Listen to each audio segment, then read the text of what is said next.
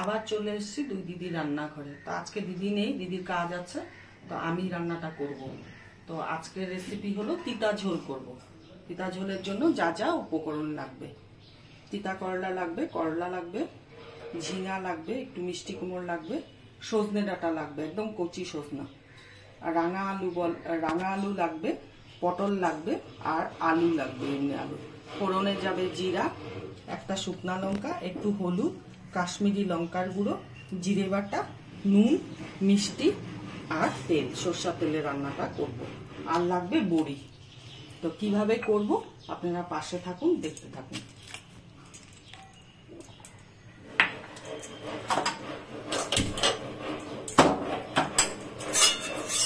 বন্ধুরা, আমার পাশের বাড়িতে কাজ হচ্ছে, একটু আওয়াজ হচ্ছে, মানিয়ে নিবেন।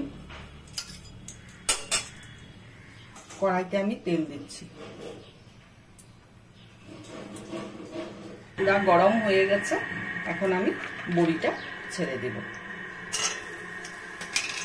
বড়িটাকে ভেজে নিব, তারপরে এক এক করে সব করব।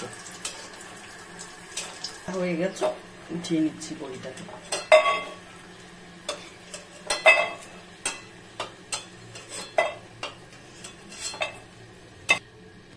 এখন আমি করলাটা ভাজবো।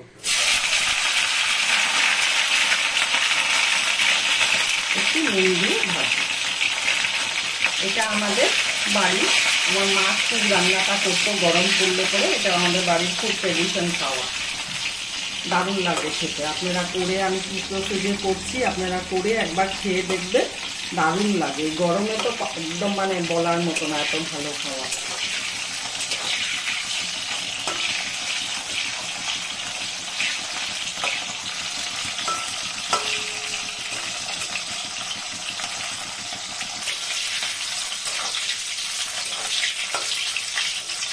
করলাটা ভাজা হয়ে গেছে, এই অবস্থায় আমি নামিয়ে নিব।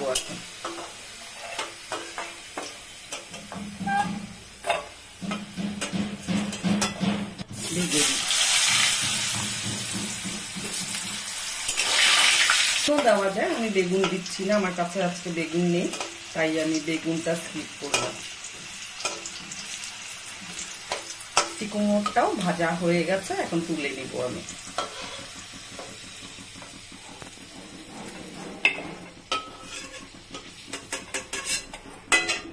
এখন ঝিঙাটা দিচ্ছি। সবকিছুই আলাদা আলাদা করে ভেজে নিতে হবে এই তরকারিটার জন্য, তিতা ঝোলটার জন্য। আমি তো বলছি ভালো লাগে, আপনারা করে খেয়ে দেখবেন। আমার মা করতো, আমরা এটা দিয়েই ভাত খেয়ে নিতাম গরমে, এত ভালো লাগতো। ঝিঙাটাও ভাজা হয়ে গেছে, ঝিঙাটাকেও আমি তুলে নিব।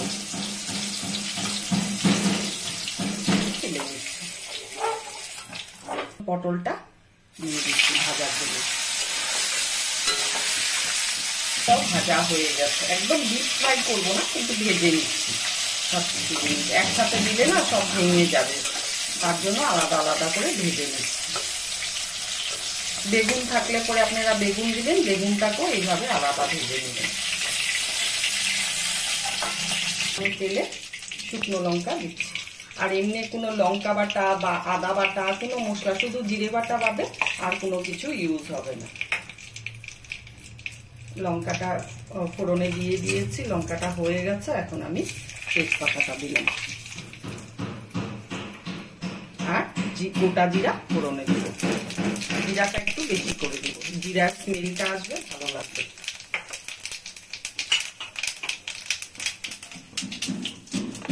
এখন প্রথম দিব আলুটা।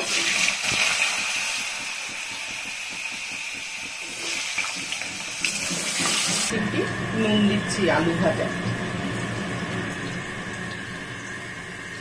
আলুটা একটু ভেজে তারপরে আমি রাঙা আলুটা আর সজনে ডাঁটাটা দিয়ে দিব। একসাথেই তিনটা জিনিস আমি ভাজবো। আলুটা ভাজা হয়ে গেছে, একটু 20% ভেজে নিয়েছি। এখন রাঙা আলুটা দিব। রাঙা আলুটা দিয়েও একটু নাড়াচাড়া করবো, করে তারপরে সজনে ডাঁটাটা দিব। রাঙা আলু হলো মিষ্টি আলু বলে কেউ, আবার কেউ রাঙা আলু বলে।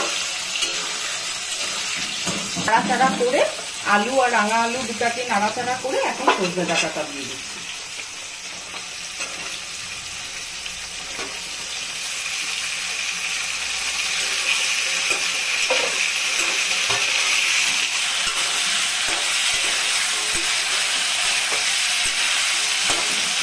ঢাকা দিয়ে দিব, ঢাকা দিয়ে গ্যাসটাকে কমিয়ে দিব। এখন এগুলো ভাজা হয়ে গেছে, এখন আমি একে একে নুন হলুদ সবকিছু দেব।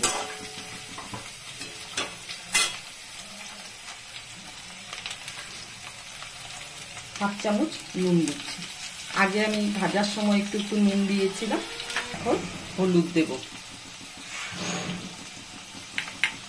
আর দেব একটু কাশ্মীরি লঙ্কার গুঁড়ো।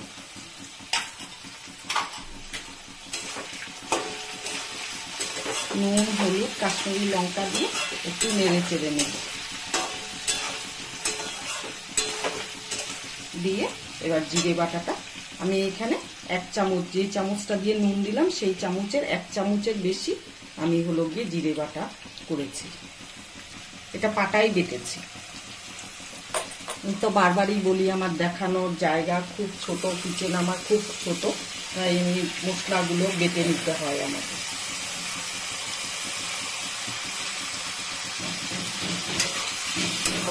দিয়ে দিব, ও আপন মনে হতে থাকবে আর সেদ্ধও হয়ে যাবে সব সবজিগুলো, কিন্তু সবজিগুলো একটাও ভাঙবে না, আপনারা দেখবেন।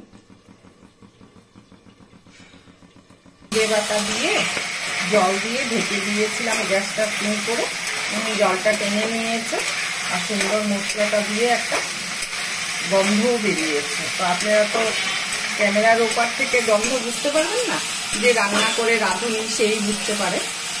তো রান্নাটা মোটামুটি মশলাটা আমার কষানো হয়ে গেছে, আমি দেখাচ্ছি আপনাদেরকে, সেদ্ধ হয়ে গেছে। এই দেখুন আলুও সেদ্ধ হয়ে গেছে দেখুন। এবার আমি হলো গিয়ে সব সবজিগুলো যেগুলো ভেজে রেখেছি দিয়ে একটু নাড়াচাড়া করে তারপরে আমি জল দিব।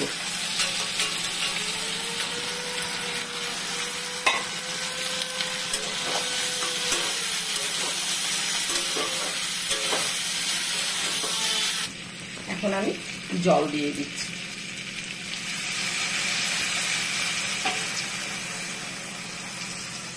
এটুকু ঝোলে আমি দিব।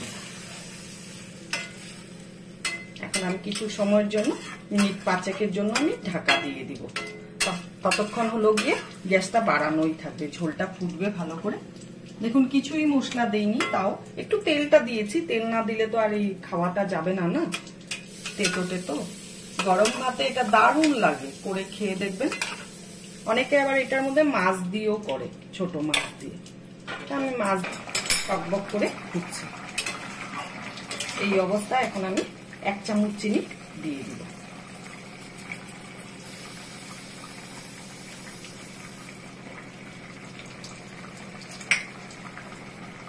খুব অল্প জিনিস দিয়ে এবং খুব ভালো লাগে খেতে এই তরকারিটা। আপনারা করে খেয়ে দেখবেন একবার, দারুণ লাগে। তিতা ঝোলটা হয়ে গেছে, এখন আমি নামিয়ে নিব।